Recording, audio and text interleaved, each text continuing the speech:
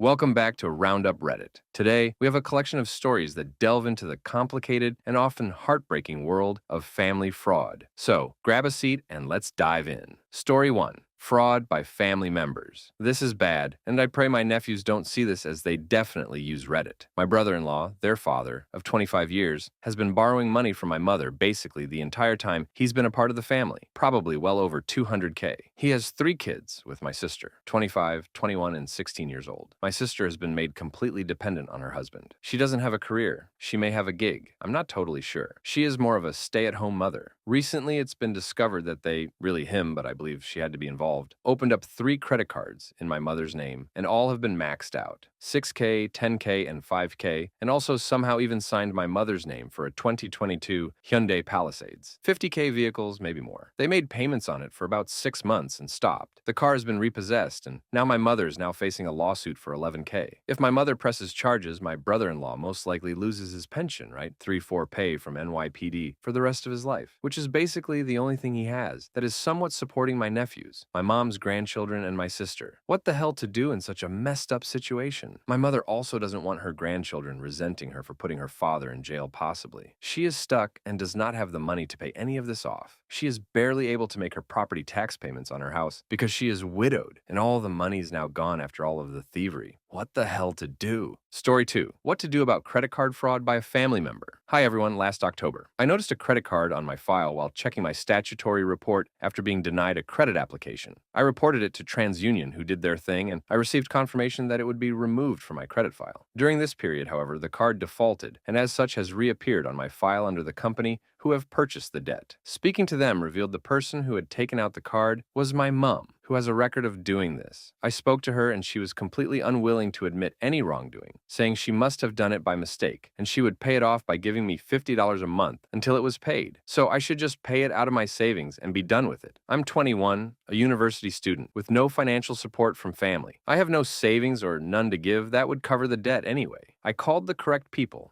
and reported it as fraudulent, getting so far as a crime report number and a police letter telling me that there was nothing they could do. I want it gone from my credit file, as my partner and I have been denied rental properties due to my credit file being marked with a default at my age. I'm worried about damaging my relationship with my mom. We have spent a long time rebuilding our relationship after a past conflict. What will be the outcome if I report this to the credit card company, as I have been advised? Will they take it off? And what will happen to my mom? Too long. Didn't read. My mom opened a credit card and maxed it out before letting it default. I want it gone from my credit file, but don't want my mom in trouble. What to do? Story 3. Received a scam email from a family member. Hey all, I wanted some insight into this. I work in IT myself, however, I'm wondering how this has happened. I received an email from a family member stating they wanted to have a catch-up. I knew it was suspicious straight away due to the person's writing style, and previously being an analyst, I noticed these nuances. I replied to the email to play along with the scammer, and they asked for me to send them an Apple gift card they wanted to give to a cancer patient, but due to sickness, they can't make it to the store, and this cannot be done online, apparently. Surprise, surprise. The email address is identical to my family members. However, the hacker has used a different domain, iCloud opposed to BT Internet. I have never emailed this family member, and I'm trying to understand how they've linked us together and managed to email me. I can only think that this has happened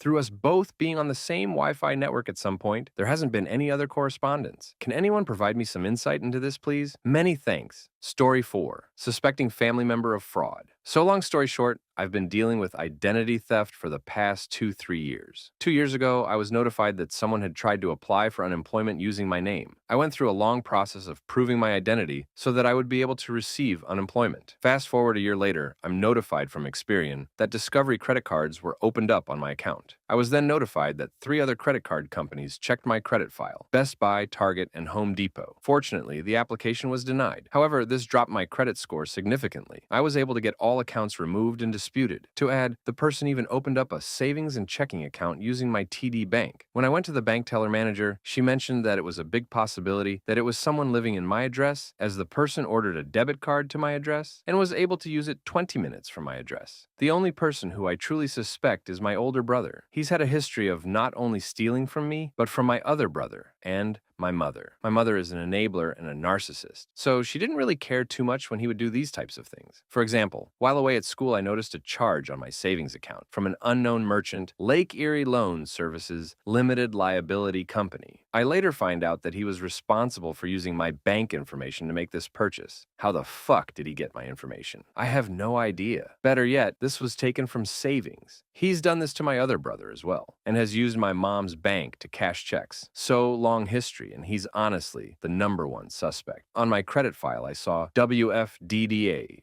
which stands for Wells Fargo, a bank account he uses, and I also noticed City Commerce Solutions, which I believe is Citibank, another bank he used to use. I was also able to see a couple of phone utility bills on my credit report that were not authorized by me. My brother currently has 2 different phone lines, and he recently got that new phone line 2 days after notifying AT&T and T-Mobile about fraudulent accounts being opened in my name. I'm not sure if that's a coincidence, but it does seem like a biased red flag. I need your help. I really don't have anybody in my corner to help me. My family rarely sides with me, and they don't take my problems seriously. I've dealt with the IRS, all credit bureaus. I have a police report number. I've done all those tedious things. I need help on how to figure out who is doing this. Because I still have something in my collections, which I'm also not responsible for, that is still under review for investigation. To add, the person also purchased a phone at AT&T, and the store manager informed me that it may be somebody that I know that purchased the item, because he stated that the person answered security questions that only I may know. He said that the account had got flagged before he was able to make the purchase. The cops won't do anything, they won't pull up the footage from the store, etc. I'm running out of ideas. My brother currently lives in Buffalo, but he says that he has a new phone line in North Carolina, which he does not even live in currently. But he has in fact called me on that line, which was 2 days after I noticed AT&T being reported as a collections and me reporting this information. Still, I really don't know if it's a coincidence, and the only reason why I am saying this is, if was able to do this, it would be the sickest thing I've ever heard and been through in my life. On my credit report, there were quite a few telephone line companies, T-Mobile, AT&T. This is all just a huge mess. The debit card purchases were made in Brooklyn, where I live, when the person opened up a bank account in my name. How would he be able to travel and be willing to do so from Brooklyn? I have no idea. He's antisocial, he barely socializes, he has anger issues.